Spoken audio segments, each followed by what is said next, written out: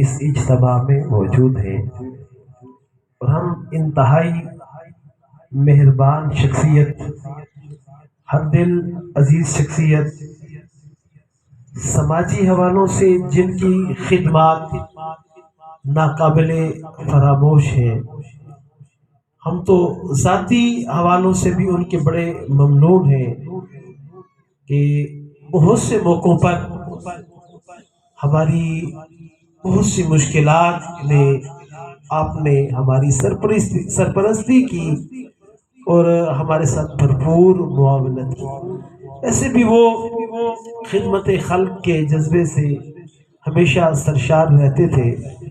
اور کئی مواقع پر ہم نے ایسا دیکھا کہ دیگر سیاسی حضرات ٹال مٹور اور دائیں بائیں کر کے وقت گزارتے تھے، لیکن جب بھی ان کے پاس کوئی سائل آتا تھا ہمارے حوالے سے، تو ہم نے یہ دیکھا کہ کبھی بھی آپ نے ٹال مٹول والی بات نہیں کی، ہمیشہ آپ نے سیدھی بات کی۔ جو کام آپ سے ہو پاتا تھا آپ فوراً چل پڑتے تھے۔ خالق کائنات آپ کی خدمات دینیہ کو قبول فرمائے، آپ کے درجات بلند فرمائے، اور خالق کائنات آپ کے تمام پسماندگان کو، لواحقین کو صبر جمیل عطا فرمائے۔ عزیزان محترم، انسان فانی ہے، اس نے اس دنیا سے جانا ہے۔ ہر انسان اپنی عمر کے دن یہاں پورے کر رہا ہے۔ کوشش یہ کرنا چاہیے کہ زندگی اس انداز سے گزرے کہ جب انسان دنیا سے جائے تو لوگ اس درد کو محسوس کریں اور ایسے لگے کہ جانے والا واقعی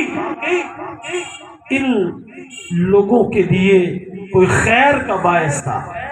تو میں سمجھتا ہوں ہمارے محترم قاضی جاوید اسلم صاحب کا جانا اس بات کی وضاحت کر رہا ہے کہ واقعی ان کی زندگی خیر سے بھرپور تھی، لوگوں کی بھلائی کے لیے ان کی زندگی جو ہے وہ گزری ہے۔ تو حدیث مبارکہ میں یہ درج ہے کہ جب کوئی بندہ دنیا سے چلا جاتا ہے، دنیا سے جانے کے بعد 4 قسم کے ایسے حق ہیں جو اس کی اولاد پر پیچھے لازم ہوتے ہیں کہ وہ اولاد وہ حق پورے کرے۔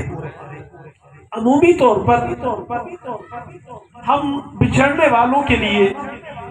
بہت کچھ کرتے ہیں، لیکن وہ جو حقوق مقرر ہیں ان کی طرف ہم توجہ نہیں کرتے۔ اگر ہم اپنے بچھڑنے والوں کے والدین کے جو حقوق ہیں انہیں مد نظر رکھیں تو یاد رکھیں قیامت کے دن جب میدان حشر لگے گا، جب جنت اور دوزخ کے فیصلے ہوں گے، جب مختلف اعمال کے اعتبار سے لوگوں کو الگ الگ کیا جائے گا، تو شریعت اور دین کا پیغام یہ ہے میدان حشر میں والدین کے فرما بردار ایک طرف کیے جائیں گے اور والدین کے نافرمان دوسری طرف کیے جائیں گے۔ والدین کے حق پورے کرنے والے ایک طرف ہوں گے اور حق ضائع کرنے والے دوسری طرف ہوں گے، اور والدین کا ادب، والدین کا حق پورا کرنے والے وہ قیامت کے دن اہل جنت کی صفوں میں ہوں گے، اور جنہوں نے اس بات سے غفلت کی، والدین کے حقوق کو عام سمجھا، قیامت کے دن پھر ایسے لوگ جہنم میں جانے والوں کی صف میں کھڑے ہوں گے۔ وہ 4 قسم کے حقوق کیا ہے؟ پہلا حق یہ، والدین دنیا سے رخصت ہو جائیں، اولاد پر پہلا حق والدین کا یہ ہے کہ وہ اپنی بساط و حیثیت کے مطابق والدین کا نماز جنازہ کا اہتمام کرے۔ اب یہ پہلا حق ہے کہ والدین دنیا سے جا رہے ہیں، ان کی نماز جنازہ کا اہتمام کیا جائے۔ اب سوال اٹھے گا کہ یہ حق تو ہم سب پورا کرتے ہیں، جس کے بھی والدین فوت ہو اگر وہ موجود ہے تو نماز جنازہ وہ ادا کرتا ہے۔ تھوڑا سا اپنے اپنے گریبانوں میں جھانک کر محاسبہ کریں، کتنے لوگ ایسے ہیں والدین دنیا سے جاتے ہیں، اولاد کو نماز جنازہ پڑھنا ہی نہیں آتا، نماز جنازہ کی دعائیں ہی نہیں آتی، نماز جنازہ کی نیت ہی نہیں آتی، تو کہاں گیا یہ پہلا حق؟ اگر اولاد نے پہلا حق ہی ضائع کر دیا تو پھر قیامت کے دن وہ والدین کے فرما برداروں میں شامل نہیں ہوگا، وہ والدین کے نافرمانوں میں کھڑا ہوگا۔ جو والدین کے نافرمانوں میں کھڑا ہوگا اس کا ٹھکانہ جہنم بنے گا۔ اس لیے پہلا نماز جنازہ ادا کرنا ہے۔ اپنی اولاد کی تربیت اس نہج پر کرے۔ آج دنیاوی علوم پر ہم نے بہت زیادہ توجہ دی ہے، بہت زیادہ اخراجات بھی کیے ہیں، بہت زیادہ وقت بھی نکالا ہے، لیکن دینی معاملات کو ہم نے پس پشت ڈال دیا ہے۔ جبکہ یاد رکھے جب والدین قبروں میں ہوں گے نا تو باقی تعلیم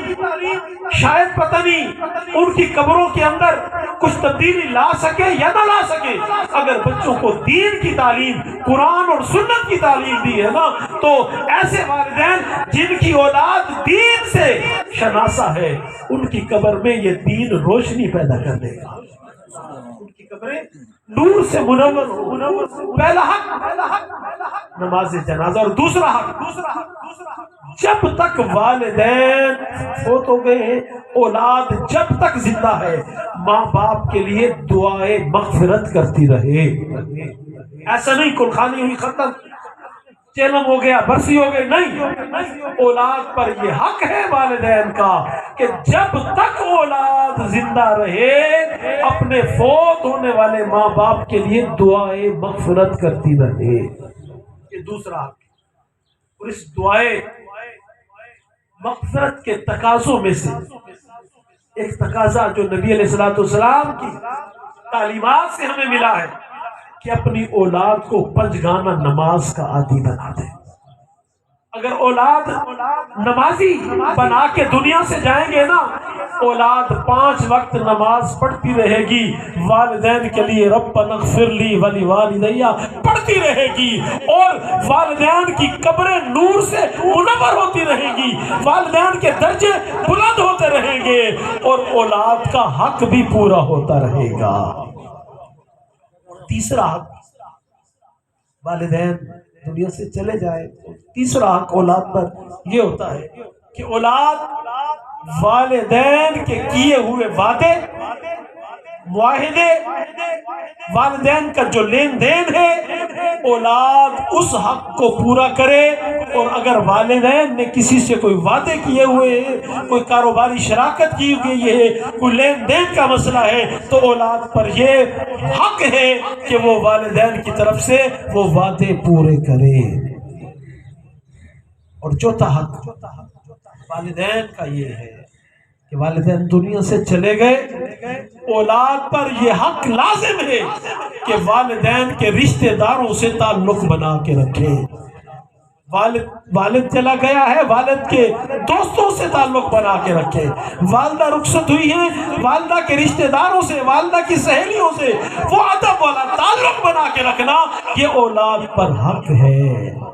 آج ہم نے رشتہ داریوں کے معیار بدل دیے ہیں۔ والد فوت ہوا، والد کے ساتھ رشتہ داریاں آہستہ آہستہ آہستہ جو والد کے رشتہ دار ہیں ان سے ختم، والدہ فوت ہو گئی